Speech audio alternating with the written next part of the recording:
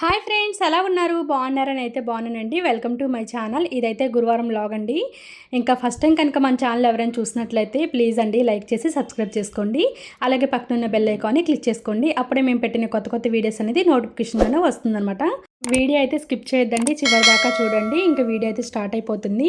Morning లేవంగానే first అయితే నేను పూజ చేసేసాను.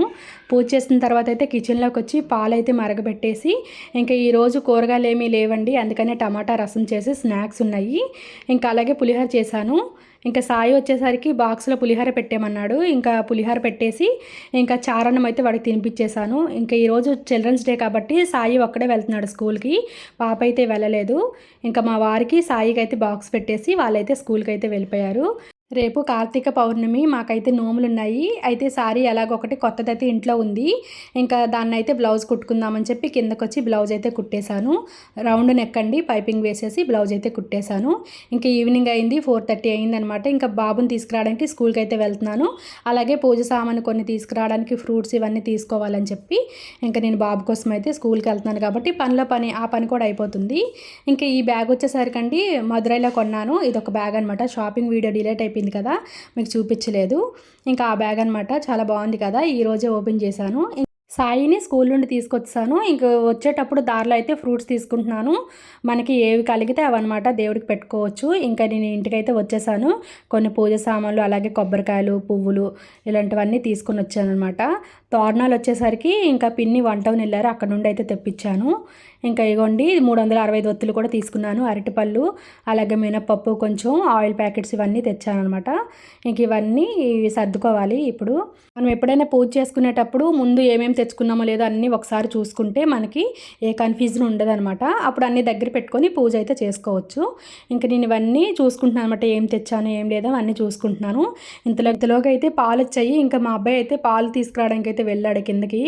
ఇంకా మా అబ్బాయి అయితే పరిగెత్తుకొని వచ్చి అమ్మ పాము వచ్చిందని చెప్తున్నాడు.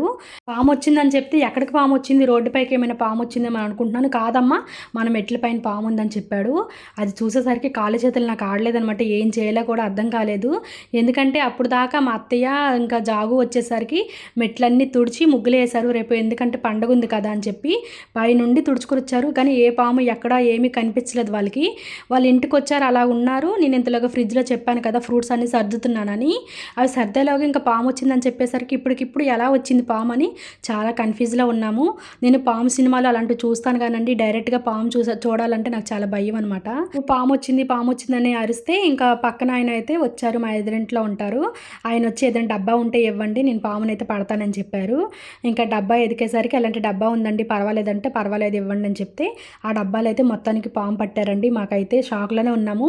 మా అత్తయ్య నేనైతే ఇప్పుడు దాకా ఇక్కడే ఉన్నాము, పాము ఎప్పుడు కనిపించలేదు, ఎలా వచ్చింది, అది కూడా మేము వచ్చి 2 years అవుతుందండి ఇంటికి, ఏ రోజు కూడా పాము కానీ ఇలాంటివి కానీ ఎప్పుడు కనిపించలేదు. అంటే రోడ్డు మీద చూసాం కానీ ఇంటి చుట్టుపక్కల కూడా నేను ఎప్పుడు చూడలేదనమాట. ఇంకా అలాంటిది చూడండి, వాళ్ళంతా డేర్గా పాముతో ఆడుతున్నారు. నేను అక్కడెక్కడ మూత వచ్చేస్తుంది, అది పడేయండి, ఎందుకు అలా ఆడుతున్నారు అని చెప్తున్నాను. ఇంకా వాళ్ళైతే పాముతో ఆడుతూనే ఉన్నారు. ఇగోండి మెలికలు తిరుగుతుంది, అలా తిరుగుతుందని చెప్తున్నారు. వాళ్ళు ఆడుతుంటే నాకు గుండెల్లో దడొచ్చిందనమాట. ఇంకా 1/2 hour ఆడి తర్వాత అయితే డబ్బాతోని పడేశారు. అది మీలో ఎవరికైనా పాముతో ఆడే అలవాటు ఉందండి, నాకైతే అస్సలు లేదు.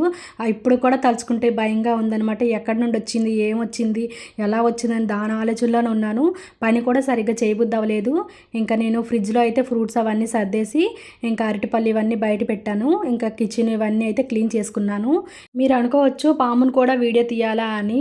నా చేతిలో ఎప్పుడు నేను వీడియోస్ తీస్తాను కాబట్టి నా చేతిలో ఎప్పుడు ఫోన్ ఉంటుందండి. ఈ విషయం అనేది మీతో కూడా షేర్ చేసుకోవాలని చెప్పి వీడియో అయితే షూట్ చేశాను. ఇంకా పామును చూసిన దగ్గర నుండి నాకు ఎటు చూసినా సరే పాము అటు వచ్చిందా ఇటు వచ్చిందా అనే ధ్యాసలోనే ఉన్నాను. దానివల్ల వీడియో అయితే ఎక్కువగా షూట్ చేయలేకపోయానండి. ఇంక ఇగోండి బయట కూడా ముగ్గు పెట్టేసి పసుపు కుంకుమ కూడా వేసేసాను. ఇంటి ముందు గుమ్మం దగ్గర కూడా ముగ్గు అయితే పెట్టేశాను. వైట్ మార్బుల్స్ కదా కనిపించట్లేదు, మీకు జూమ్ చేసి అయితే చూపిస్తున్నాను. కిచెన్లో అయితే సింక్ దగ్గర అయితే మ్యాట్ అయితే వేసేసాను. ఈ చిన్న వీడియో మీకు నచ్చింది అనుకుంటున్నానండి. నచ్చితే లైక్ చేసి సబ్స్క్రైబ్ చేసుకోండి. Bye bye, thank you for watching.